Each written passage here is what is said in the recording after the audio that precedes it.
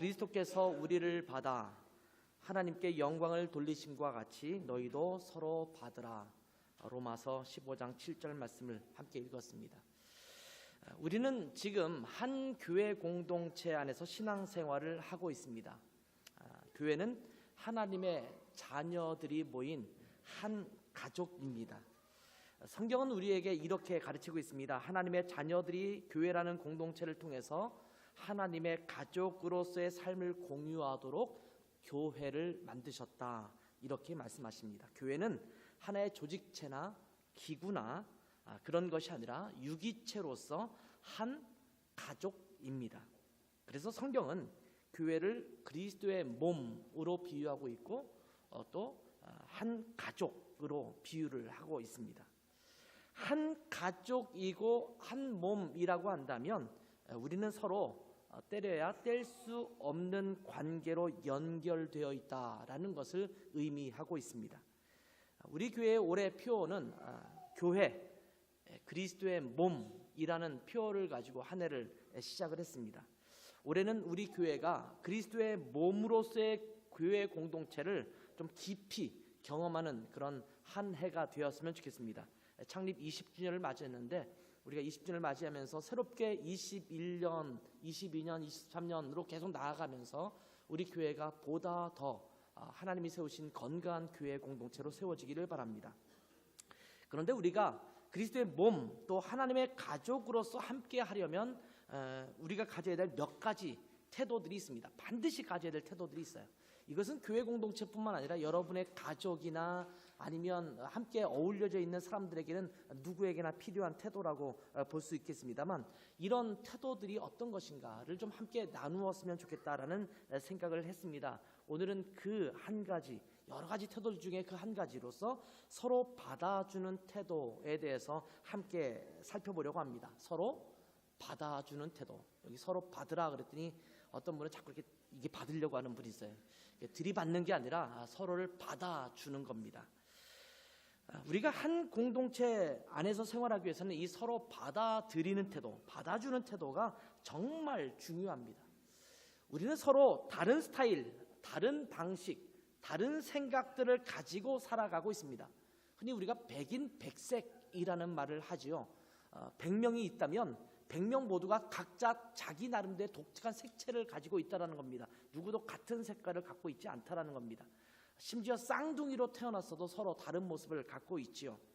한 남자와 한 여자가 만나서 결혼을 했습니다. 그래서 부부가 되었는데 두 사람의 스타일과 생각이 너무나 달라서, 또 방식이 달라서 얼마나 많은 다툼이 있는지 몰라요. 저도 결혼하고 나서 제 아내와 굉장히 많은 그 다른 것들 때문에 많이 그 갈등이 있었습니다. 갈등은 별것 아니에요. 큰 것에서 나오는 게 아니라 작은 것에서 나와요. 뭐 설거지를 누가 할 것인가, 방 청소를 누가 할 것인가, 돈을 누가 관리할 것인가, 이런 데 돈을 써야 될 것인가 말 것인가부터 시작해서 굉장히 다양한 것들에 대해서 서로의 생각이 달라요.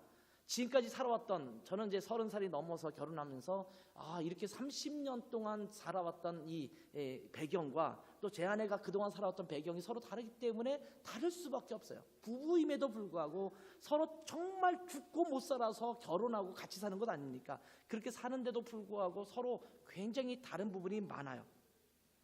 같은 부모에서 태어난 자녀임에도 불구하고 그 형제와 자매들이 성향이 다를 때가 참 많습니다.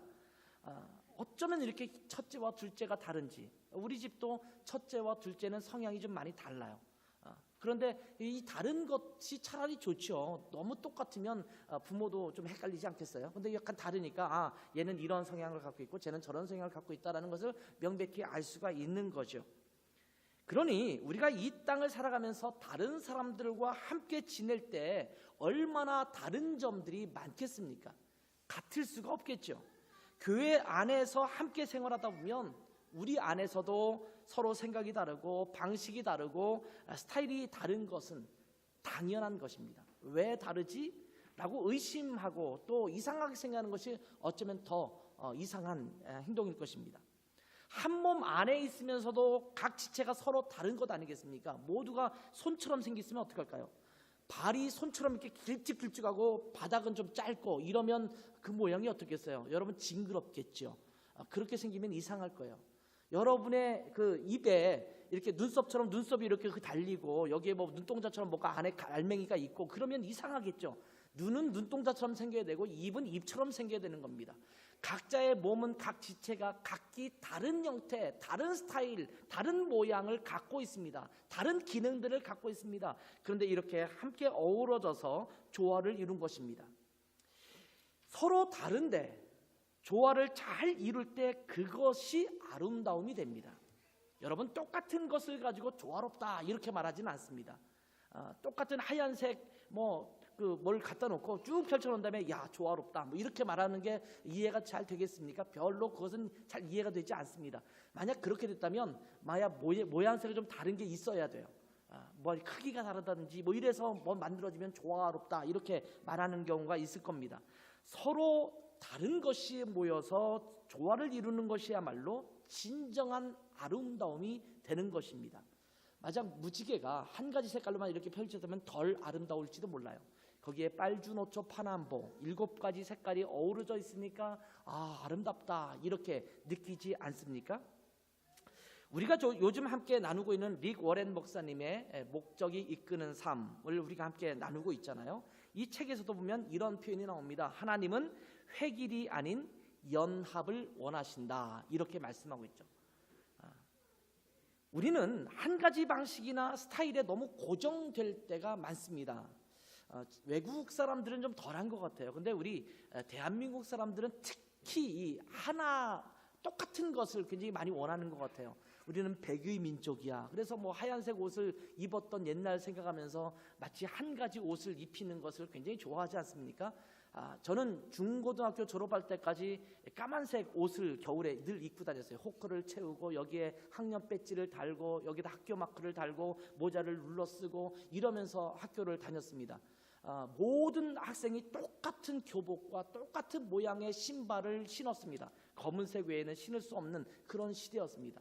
그런 시대였고 심지어 머리도 우리는 스포츠 머리라고 그러죠. 여기는 짧게 자르고 위에는 2cm, 3cm 정도의 이상을 못 자르게 되는 그런 모습으로 살았어요. 중학교 때는 그것도 이 스포츠 머리가 완전히 빡빡 민다고 그러죠. 그냥 완전히 밀어서 저는 제가 혼자 이 이발 기계를 가지고 자를 정도로, 왜냐하면 별로 기술이 필요 없어요. 그냥 밀면 되거든요. 그렇게 밀면 될 정도의 그 획일화된 그런 모양으로 살아왔어요.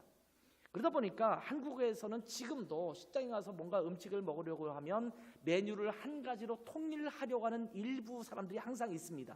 특별히 중국 음식점 같은 데 가면 모두가 짜장면 통일 이렇게 말하는 경우가 있죠. 그럴 때 나는 짬뽕 이렇게 손들면 사람들이 그 사람을 째려보기도 하고, 물론 농담입니다만 그렇게 하는 경우가 종종 있게 되지요.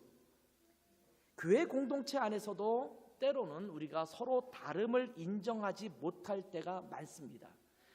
서로 다른 신앙의 스타일이 있을 때 그것을 용납하지 못하는 경우도 있습니다. 큰 소리로 뜨겁게 기도하는 신앙을 갖고 있는 사람은 조용히 아무 말 하지 않고 묵상하면서 기도하는 사람을 들어서 야 너는 그렇게 신앙이 뜨뜻미지근해서 어떻게 하겠느냐, 좀 뜨겁게 열정을 가지고 신앙생활해야지 이렇게 핀잔을 주기도 하고, 또 반대로 조용히 기도하는 사람을 갖고 있는 사람들은 뜨겁게 열정적으로 기도하는 사람을 보고 야 왜 이렇게 호들갑을 떨면서 기도하냐, 그렇게 들어야지 하나님께서 들어주시냐, 그렇게 하지 않아도 하나님은 다 들으신다, 너는 왜 이렇게 믿음이 없냐 라고 핀잔을 주기도 합니다. 이거는 옳고 그름의 문제가 아닙니다. 그 사람의 스타일이에요. 어떤 사람은 뜨겁게 침튀기면서 기도하는 것이 하나님과의 관계를 나누는데 더 좋은 사람이 있고, 어떤 사람은 조용히 차분하게 앉아서 기도하는 것이 더 좋은 사람도 있을 수 있는 것입니다. 그런데 때로 우리는 그것을 서로 잘 받아들이지 못합니다. 성령님의 역사가 나타나는 그 현상들도 각자가 다 다를 수가 있어요. 그런데 어떤 때는 그것을 가지고 너는 어떻게 성령님께서 그렇게 역사하신다고 보냐, 이건 아니다라고 말하거나 그렇게 하는 경우도 있거든요. 신앙의 스타일이 좀 다를 수가 있어요. 서로 다른 것은 옳고 그른 것이 아닙니다. 그때는 받아주어야 합니다. 그런가 하면 다른 사람이 뭔가 실수를 하거나 잘못을 했을 경우에는 더 받아들이지 못할 때가 많습니다. 그리스도인들은 의롭고 거룩한 삶을 살아야 된다라는 생각을 갖고 있습니다. 진리 안에서 살아가야 된다라는 그런 마음을 갖고 있는 경우가 참 많지 않습니까? 야, 그리스도인인데 하나님의 말씀대로 거룩하게, 의롭게, 정직하게 진리 안에서 살아가야 된다라고 하는 그런 것을 갖고 있는 것이 있기 때문에 누군가가 잘못을 하고 실수를 하면 용납하지 못하고 정죄하고 비난하기가 참 쉽습니다. 그래서 교회 안에 보면 직분을 갖고 있는 분이나 이런 분들 중에서는 어떤 경우에 누군가 좀 실수를 하고 그러면 야, 그러면 안 되지 그러면서 비난하거나 정죄하기가 참 쉽습니다. 특별히 내게 실수를 하거나 내게 상처를 준 사람들은 받아들이기가 더욱 어렵지요. 여러분은 어떻습니까? 저는 어렵더라고요. 나에게 실수를 하는 사람들, 나에게 상처를 주는 사람들, 이런 사람들을 품어주고 받아주기가 쉽지가 않습니다. 그런데 주님께서는 우리가 이러한 모든 사람을 받아주라고 말씀하고 있습니다. 오늘 본문을 다시 한번 읽어보면 이렇게 말씀하고 있습니다. 그러므로 그리스도께서 우리를 받아 하나님께 영광을 돌리심과 같이 너희도 서로 받으라. 자, 우리가 하나님을 배신하였습니다. 하나님 앞에 말할 수 없는 죄인이었습니다. 그럼에도 불구하고 예수 그리스도께서 우리를 받아주셨습니다. 그래서 하나님 앞에 영광을 돌리셨습니다. 그런 것처럼 너희도, 내가 너희를 받은 것처럼 너희도 서로 받으라, 이렇게 말씀하고 있는 것입니다. 받아들인다라는 것이 영어로는 accept라는 단어가 쓰여지죠. 용납한다라는 말입니다. 오늘 성경 본문의 독일어를 보면 여기에 네멘이라는 단어를 사용한 것을 볼 수가 있습니다. 네멘, 그것을 nimt라는 변형으로 되어 있죠. 물론 독일어에서도 acceptieren이라는 말을 아마 써도 될 것이라는 생각이 듭니다. 그런데 네멘이라는 단어를 썼어요. 그래서 제가 독일어를 보면서 왜 네멘이라는 단어를 썼을까? acceptieren이라는 영어와 좀 비슷한 단어를 같이 썼으면 더 좋지 않았을까? 이런 생각을 그냥 혼자 해보았습니다. 근데 네멘이라는 단어가 어떤 것인가? 여러분 의자에 앉으라 그럴 때 우리가 제일 먼저 배우는 단어 중에 하나죠. 뭐라고 합니까? 네멘지 플라츠 비테 이렇게 얘기하지 않습니까? 의자를 앉으십시오. 네멘지 플라츠, 의자를 네가 선택해서 거기를 차지하라, 이런 것입니다. 너가 가져라, 가지라 할 때도 네멘이란 말 쓰지 않습니까? 아이에게 과자를 줄 때 이렇게 얘기하지 않습니까? 네임스 두 이렇게 말하지 않습니까? 너 하나 가져 이렇게 말하지 않습니까?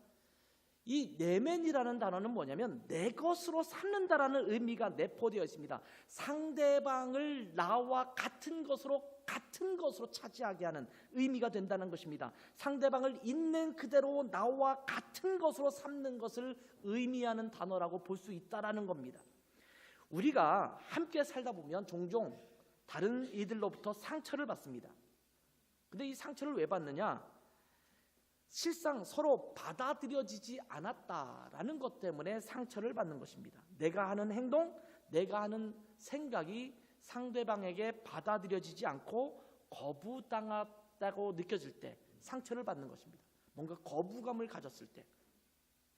어떤 때는 그래서 인사 한 말을 제대로 안 했다고 해서 상처받는 경우도 있잖아요. 상대방은 아무런 의미 없이 생각 없이 그냥 지나칠 수 있어요. 근데 상대방이 나에게 왜 그런 인사를 안 하지? 이럴 때는 나한테 관심이 없나? 그리고 혼자 그냥 상처받을 수 있잖아요.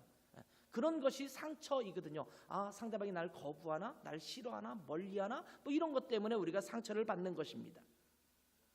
그렇기 때문에 한 공동체가 아름다운 사랑의 공동체를 이루어가기 위해서는 서로 상처를 주고받는 아픔이 있다 하더라도 서로를 있는 그대로를 받아들여야 합니다. 서로 다르다고, 또 누군가에게 실수가 있다고, 그리고 누군가 내게 상처를 줬다고 서로 받아들이지 못한다고 한다면 그 공동체는 결코 하나님이 기뻐하시는 그리스도의 몸으로서의 공동체를 이루지 못할 것입니다. 우리는 모두 하나님께 받아들여지기 어려운 죄인들이었습니다. 하나님은 죄를 용납할 수 없는 거룩하신 분이십니다. 근데 우리는 죄인입니다. 하나님의 영광에는 도무지 이를 수 없는 자들이었습니다. 그런데 그러한 우리들을 예수 그리스도께서 그대로 받아들이셔서 우리 죄를 위해서 십자가에 달려 돌아가셨고 우리를 구원해 주셨습니다. 그래서 우리는 하나님의 자녀가 되었습니다. 우리가 진정으로 그리스도께 받아들여진 경험을 한 자들이라고 한다면 이것을 우리 자신에게도 적용할 필요가 있지 않습니까? 그래서 우리도 역시 서로 받아주어야 한다라는 것입니다. 주님께서 우리를 받으셨듯이 우리도 서로 있는 모습 그대로 우리가 하나님 앞에 죄인임에도 불구하고 받아주셨듯이 상대방이 여전히 그러한 허물과 죄가 있음에도 불구하고 그 모습 그대로 받아주는 것이 우리가 가져야 될 태도라고 말씀하고 있는 것입니다. 좋아하는 사람들을 받아들이는 것은 누구나 할 수 있는 일입니다. 그럴 때는 서로 받으라 이런 말을 할 필요가 없어요. 왜? 서로 그냥 저절로 받아들여지니까. 서로 받으라 라고 말하는 이유는요, 받기 힘들기 때문에 하는 얘기입니다. 받아줄 수 있는 사람을 받는 것은 누구나 할 수 있는 겁니다. 받아줄 수 있기 때문에 서로가 아름다운 공동체, 이것은 누구나 만들 수 있는 공동체입니다. 근데 서로 아픔이 있고 서로 까칠한 사람들이 있고 서로 까다로운 사람이 있고 받아들여지기 어려운 다른 스타일, 다른 방식, 다른 모양을 갖고 있는 사람이 있음에도 불구하고 그 사람을 받아주는 것, 이것이 진정한 받아줌 아니겠습니까? 옆에 있는 사람이 혹시 까다롭습니까? 옆에 까다로운 이웃이 살고 있습니까? 의견 차이가 심한 지체들이 옆에 있습니까? 그러면 그들을 어떻게 우리가 받아들일 수 있을까요? 받아들이겠다라는 건 알겠는데 그럼 어떻게 받아들이냐? 그거 쉽지 않은 일인데 이렇게 생각하지 않겠습니까? 그렇다면 주님께서 우리를 받아서 하나님께 영광 돌리셨다 이렇게 말씀하고 있는데 주님께서는 우리를 어떻게 받으셨을까요?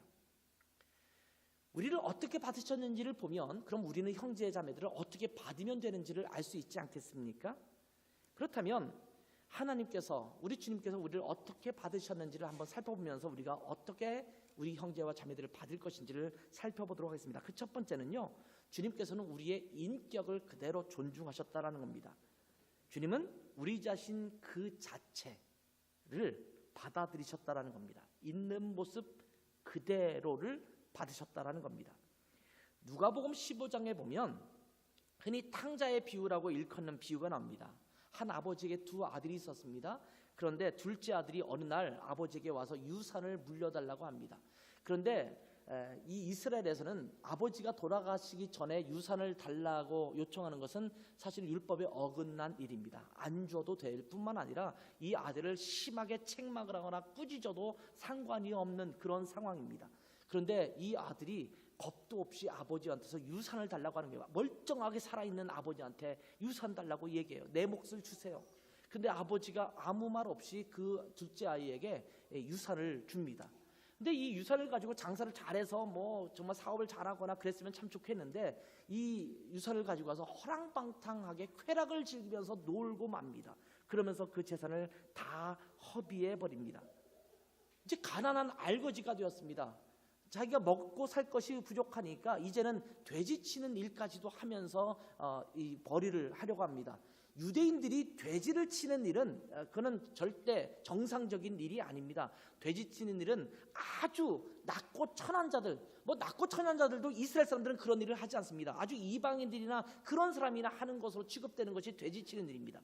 근데 돼지 치는 일을 하는데 그때도 먹을 것이 없어요. 돼지에게 주는 음식을 자기가 먹으려고 하는데 그것조차도 부족했다. 성경은 그렇게 기록하고 있습니다. 밑바닥까지 내려가는 인생이 되었습니다.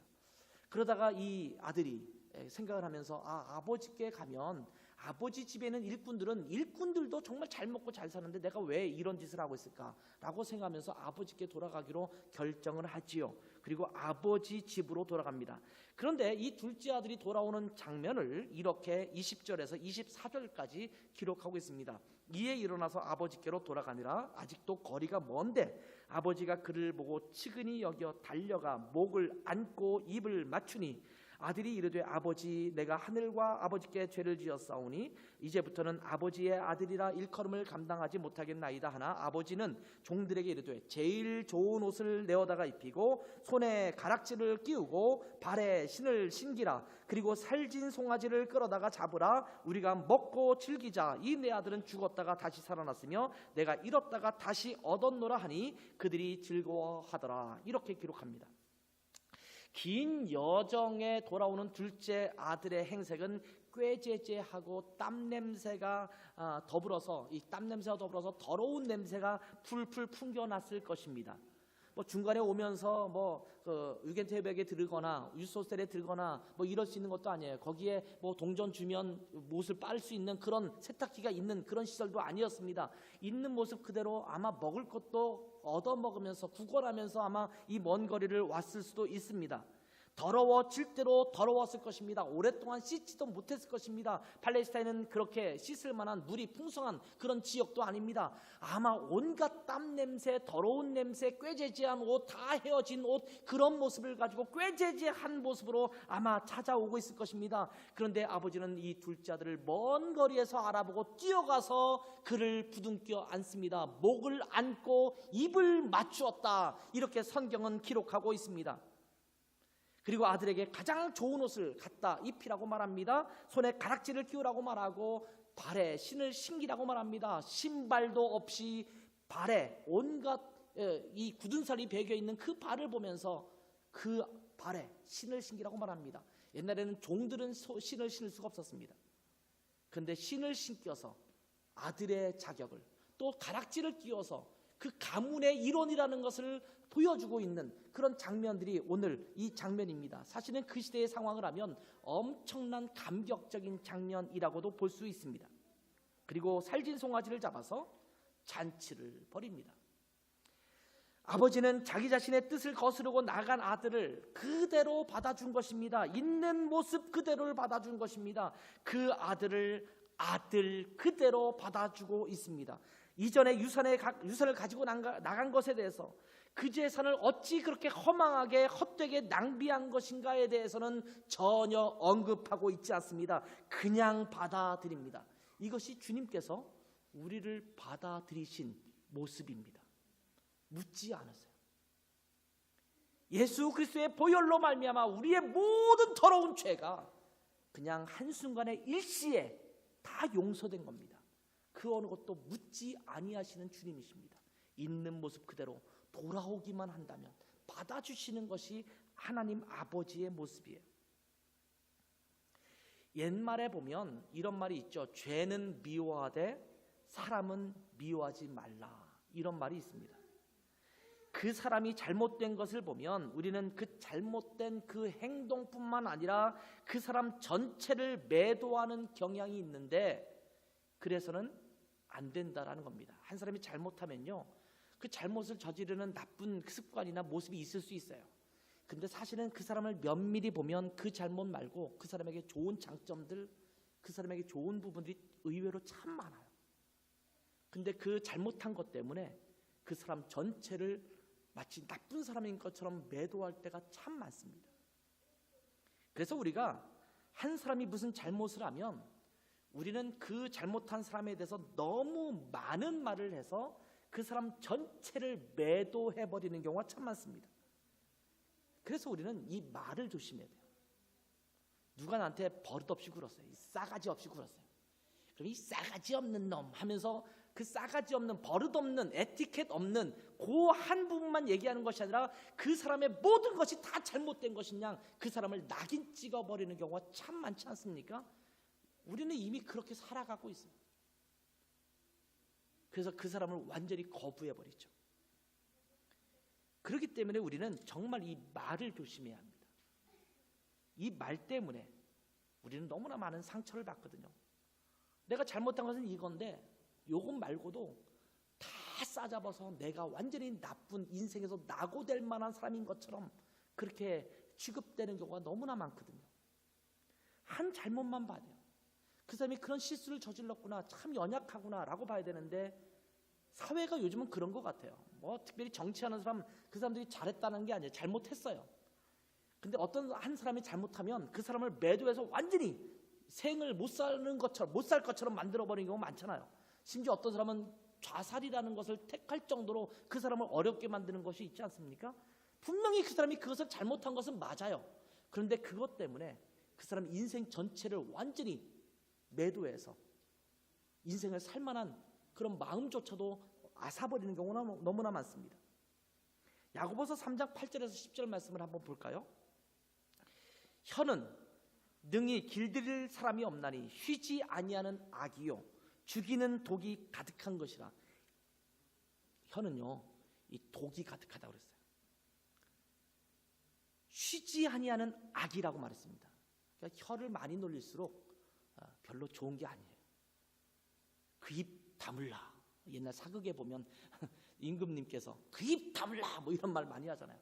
정말 하나님께서 우리에게 그 입 다물라 라고 말씀하실 때가 많을 것 같아요.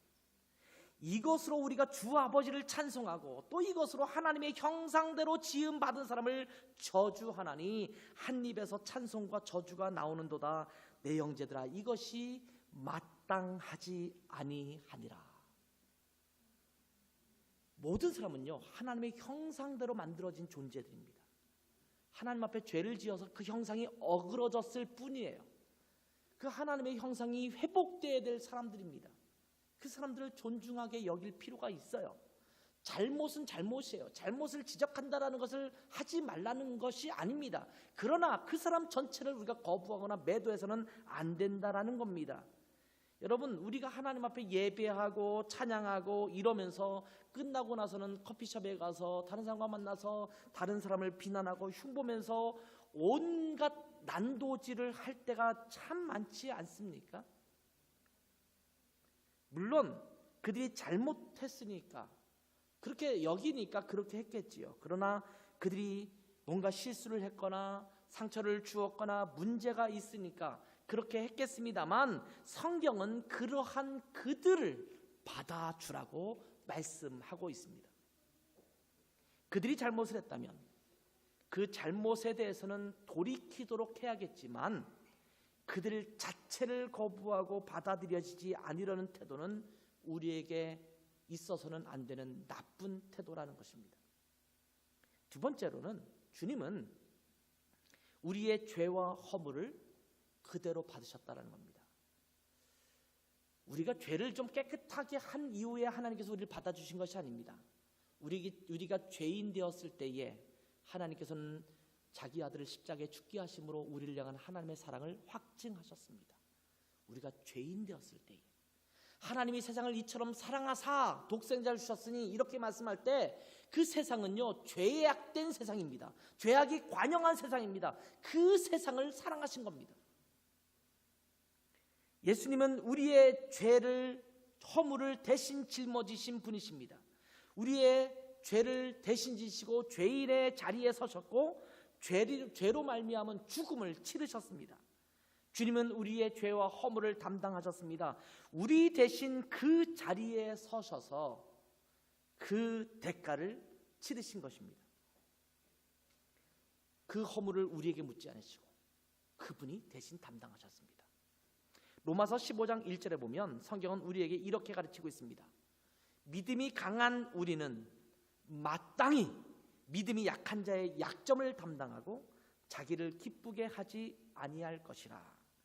믿음이 강한 자라면, 믿음이 약해서 허물이 있고 죄를 짓고 자꾸 넘어지는 그런 사람의 약점을 담당하라고 말하고 있습니다. 그 사람을 정죄하고 그 사람을 내치라고 말하고 있지 않고 그 사람을 담당하라고 말씀하고 있습니다. 강한 자가 약한 자의 약점을 대신 짊어질 수 있어야 한다라고 말하고 있는 겁니다. 우리가 이웃의 약점을 담당해야 된다라는 말은 이웃을 비판하는 것이 아니라 이웃을 치유하라, 회복시키라 라는 말을 포함되어 있는 그런 의미입니다. 우리는 누군가의 잘못을 비판하면 그 사람의 잘못이 고쳐질 것이라고 착각합니다. 내가 이렇게 열심히 그 사람을 비난하는 이유는 그 사람이 그 잘못을 깨닫고 그걸 고치기 위함이야, 이렇게 생각을 해요. 여러분, 아무리 비판해 보세요. 그 사람 안 바뀝니다. 그랬으면 우리나라 국회는 거룩해졌을 거예요. 우리나라 정부는 정말 고결한 정부가 되었을 겁니다. 왜? 수십 년 동안 비판받아 왔잖아요. 근데 바뀝니까? 국회도 안 바뀌고 정부도 안 바뀌어요. 누군가를 비판한다고 해서 그게 바뀐다면 쉽게 비판하면 될 것 같아요. 근데 그렇지 않습니다. 우리가 누군가의 잘못에 대해서 이야기할 때 지도자의 입장에서 이야기할 경우가 있어요. 긍휼과 사랑의 마음으로 상대방을 대하면서 이거는 잘못된 거야 이렇게 말하는 경우가 있을 수 있어요. 근데 보통 우리가 하는 비판은 그런 것이 아니에요. 그냥 비판만 하는 것입니다.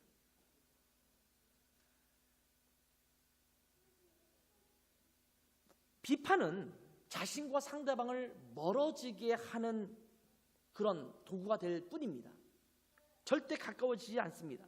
상대방에게 문제가 있다면 비판하기보다는 치유하고 회복시키려는 마음을 가지고 그 사람을 바라보아야 합니다. 치유하려는 마음을 갖고 있는다라는 말은 무슨 말이냐면 긍휼과 사랑의 마음으로 그 사람을 붙드는 것을 포함합니다. 갈라디아서 6장 1절과 2절에 보면 이런 말씀이 있습니다. 형제들아, 사람이 만일 무슨 범죄한 일이 드러나거든 신령한 너희는, 저는 이 말씀을 들을 때마다 항상 좀 여기서 걸려요.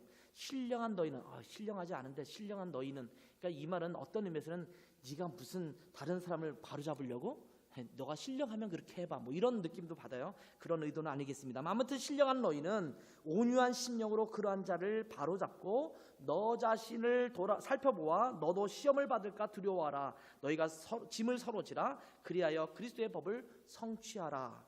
자, 누군가 범죄한 사람이 생겼습니다. 그러면 그때 어떻게 하라고 말씀하고 있습니까?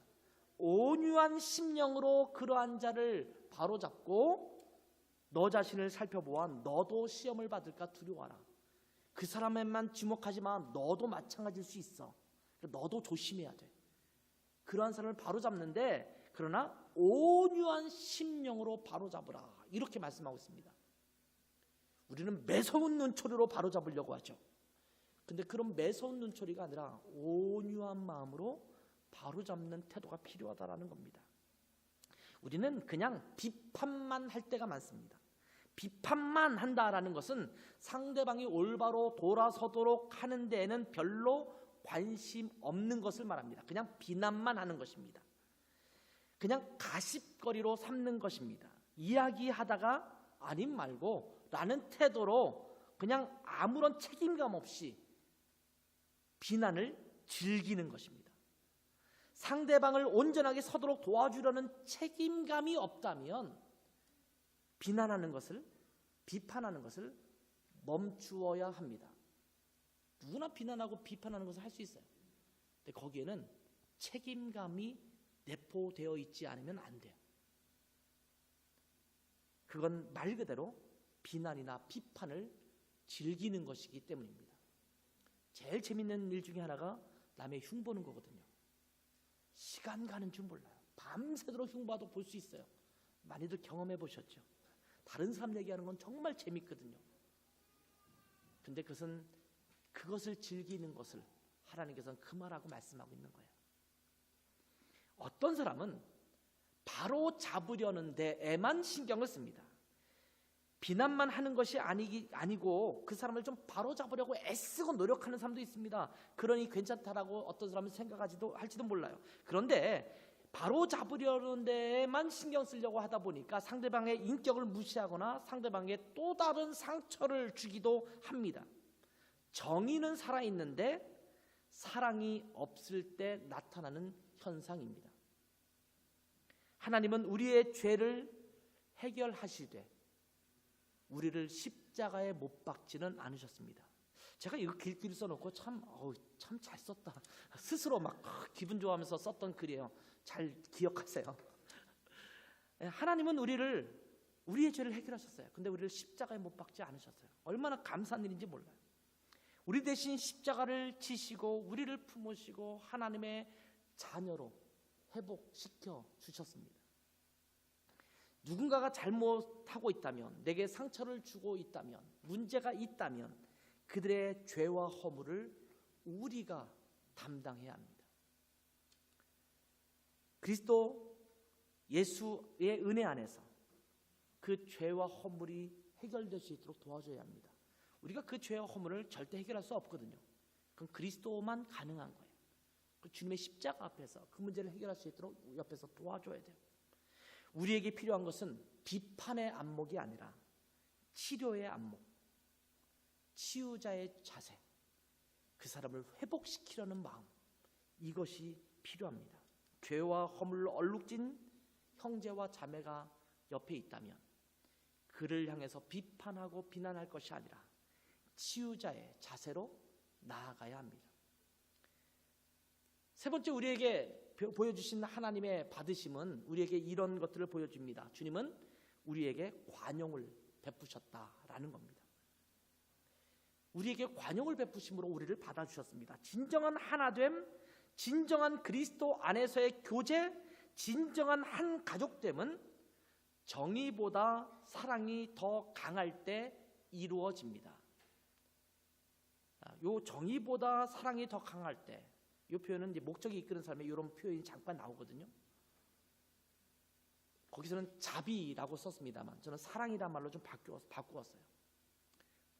어떤 사람은 정의는 강한데 이 사랑이 없어요. 어떤 사랑은 넘치는데 정의가 없어요. 그러니까 뭐 잘못된 것도 그냥 괜찮아 하고 넘어가요. 그러면 그 공동체는 더러워집니다. 정의와 정의와 사랑이 같이 가야 되거든요.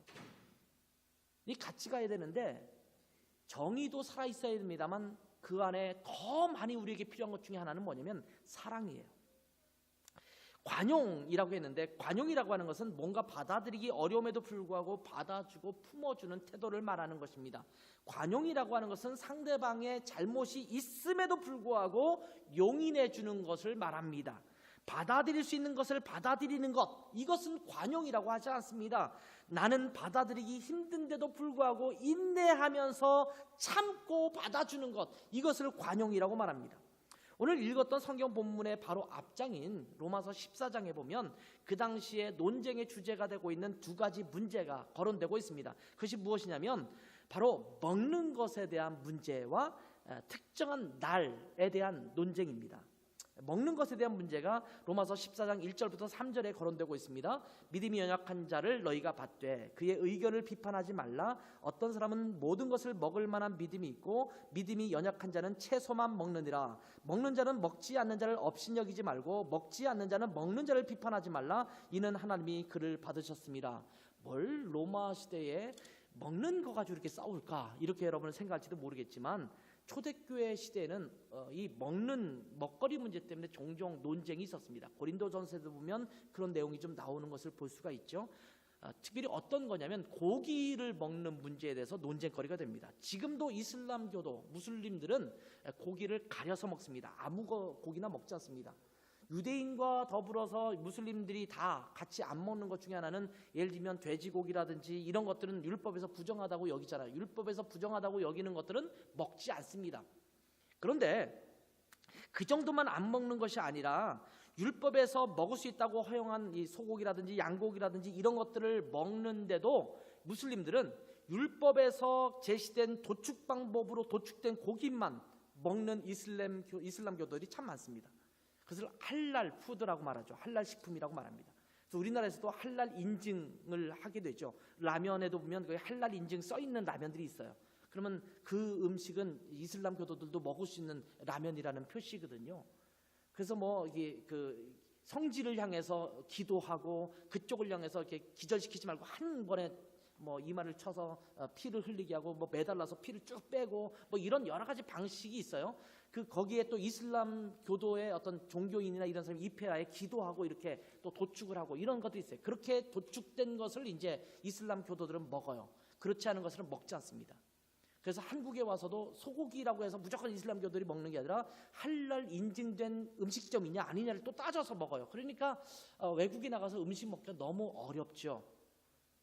이것이 오늘날에도 있는 문제인데 그 당시에 유대인들도 마찬가지였습니다. 이 돼지고기나 이런 거를 먹느냐 안 먹느냐 이 문제를 떠나서 일반 시중에서 유통되고 있는 이 고기들, 그들이 먹을 수 있는 양고기나 소고기나 이런 것들이 유통되고 있는데, 근데 그 당시는 문제가 뭐냐면 이스라엘을 벗어난 지역 아닙니까? 로마도 그렇고 에베소도 그렇고 고린도도 그렇고 그런 지역은 이스라엘 지역이 아니에요. 그런 지역에는 그 당시에 아프로디테 신전, 비너스죠. 비너스 신을 모시는 신이라든지 여러 이방 신을 섬기는 신전들이 있는데 거기에 제사로 드려졌던, 예물로 드렸던 그 고기를 잡았다가 하루에도 엄청난 양의 그 제물이 드려지거든요.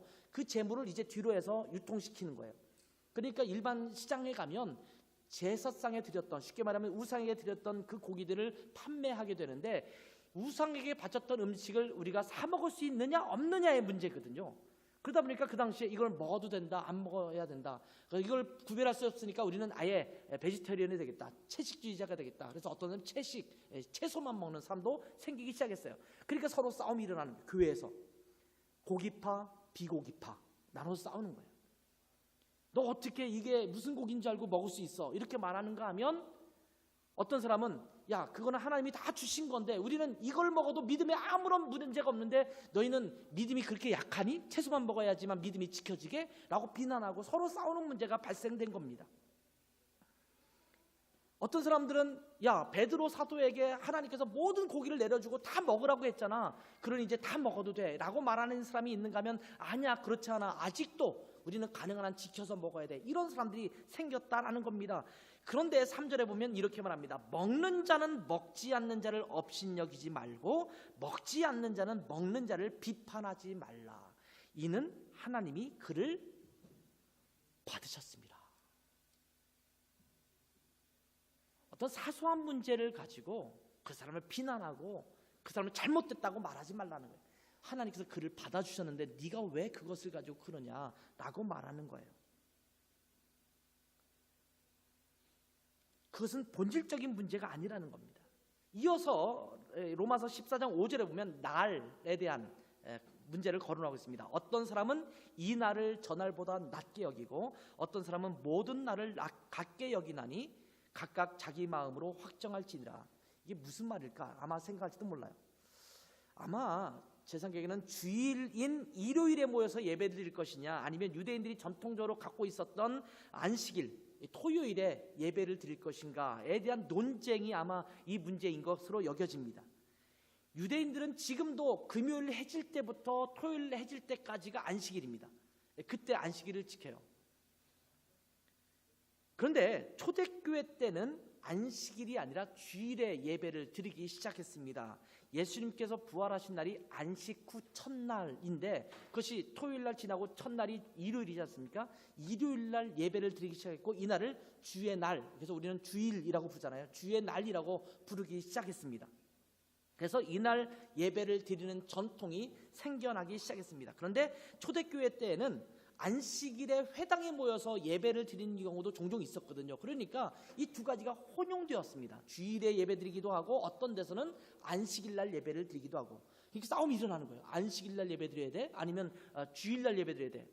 지금까지 우리가 안식일을 지키라고 했으니까 안식일날 예배 드려야지. 아니야, 예수님께서는 참된 부활로 우리에게 영원한 안식을 주신 날이 일요일 아니야? 주님께서 부활하신 날 아니야? 그러니까 주일날 이제는 지켜야 되는 것 아니야? 이러면서 서로 논쟁이 있었어요. 이 논쟁에 대해서 뭐라고 말하고 있습니까? 여기 보면 마지막 부분에 이렇게 말합니다. 각각 자기 마음으로 확정할지니라. 이 말은 무슨 말이에요?